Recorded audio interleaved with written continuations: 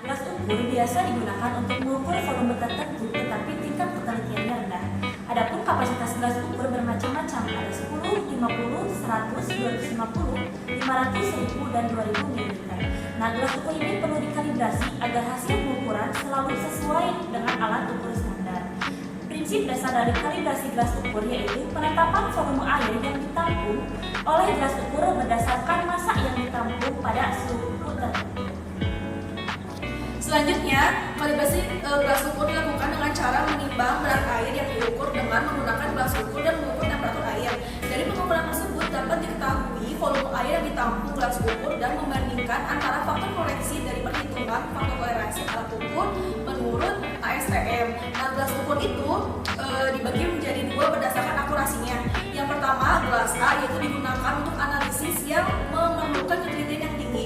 Yang kedua yaitu gelas B dilakukan untuk analisis yang tidak memerlukan ketelitian yang tinggi. Nah, tujuan dari praktikum ini yaitu yang pertama untuk memahami metode atau prinsip kerja yang digunakan pada kalibrasi gelas ukur. Yang kedua yaitu untuk melakukan kalibrasi dan verifikasi gelas ukur.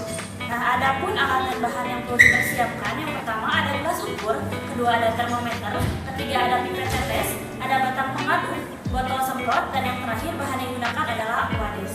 Selamat menyaksikan.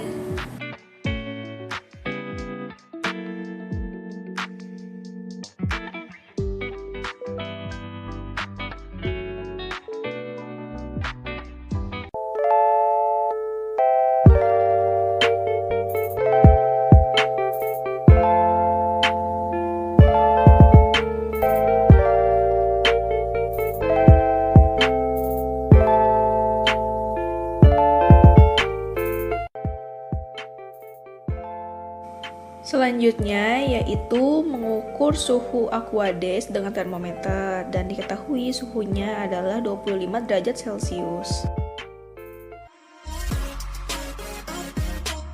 Selanjutnya yaitu kita akan menimbang dulu gelas ukur yang kosong. Jika sudah, selanjutnya yaitu isi gelas ukur tersebut dengan aquades sampai volumenya 5 ml. Jika sudah, kemudian ditimbang dan catat hasilnya.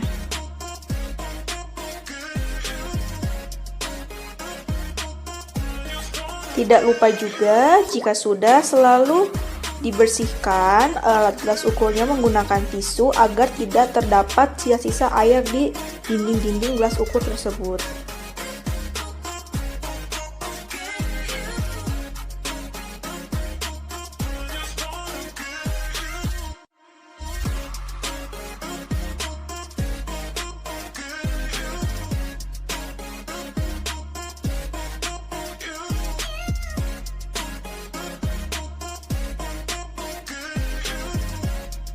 Lalu, isi kembali gelas ukur tersebut dengan aquades hingga volumenya mencapai 10 ml.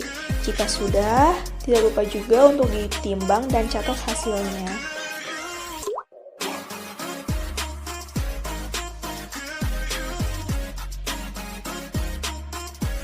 Jangan sampai lupa untuk membersihkan dinding-dinding gelas ukur tersebut supaya tidak terdapat sisa-sisa dari aquadesnya yang menempel.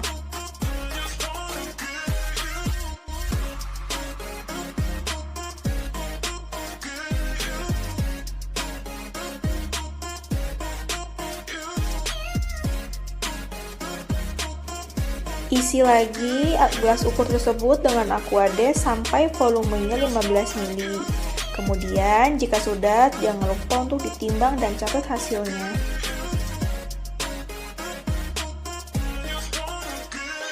Kemudian bersihkan dinding-dinding gelas ukur tersebut dengan tisu agar tetap kering.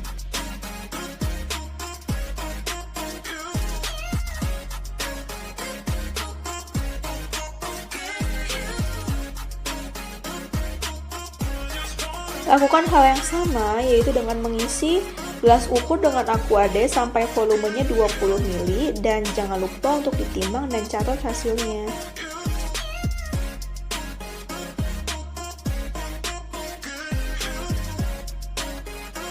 Bersihkan dengan tisu dinding-dinding gelas ukur tersebut agar tidak terdapat aquades yang menempel.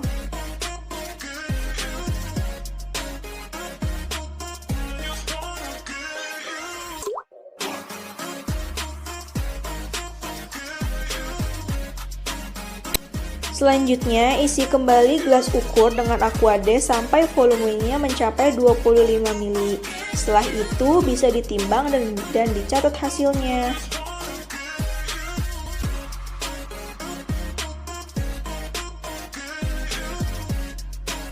Jangan sampai terlewatkan untuk selalu membersihkan dinding-dinding gelas ukur supaya tidak terdapat Aquades yang menempel.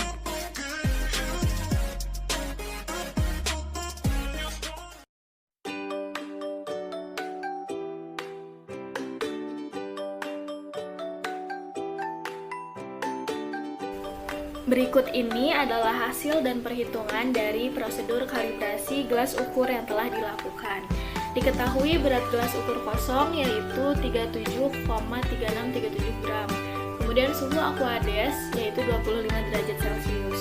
Untuk menentukan volume Aquades dapat ditentukan dari perhitungan berat gelas ukur yang berisi Aquades dikurangi berat gelas ukur kosong, sehingga didapatkan volume Aquades dengan satuan mililiter yang tertera pada tabel ini sesuai dengan kapasitas gelas ukurnya.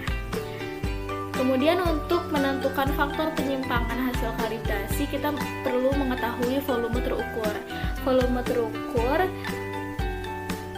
didapati dengan cara menghitung volume Aquades yang didapat, kemudian dikalikan dengan densitas atau massa jenis air, yaitu sebesar 0,995944 gram per mililiter.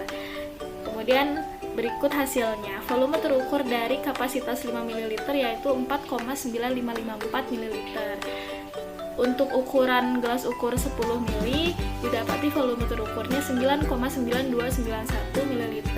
Untuk ukuran 15 ml didapati volume terukurnya 14,9382 ml. Untuk ukuran 20 ml didapati volumenya 19,9682 ml.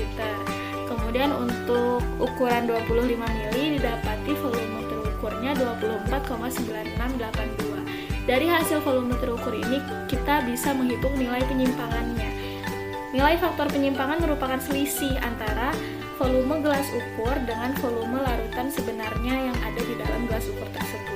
Dihitung dengan cara volume terukur dikurangi dengan kapasitas gelas ukur yang diharapkan, sehingga didapati nilai penyimpangan sesuai ukuran gelas ukur sebagaimana ditampilkan pada tabel ini. Nah, setelahnya dicari average atau rata-rata penyimpangan dari 5 hasil penyimpangan, sehingga hasilnya yaitu minus 0,04. Nah, nilai minus pada hasil perbedaan antara perhitungan dan volume pada gelas ukur memiliki probabilitas dari beberapa faktor penyebab, yaitu yang pertama ketidaktelitian kepraktikan ketika memipet larutan selama proses kalibrasi, yang kedua kesalahan selama proses penimbangan, dan yang ketiga penuangan mengalirnya larutan yang tidak maksimal atau tidak sampai habis sehingga beberapa tetes masih tertinggal di dinding gelas ukur.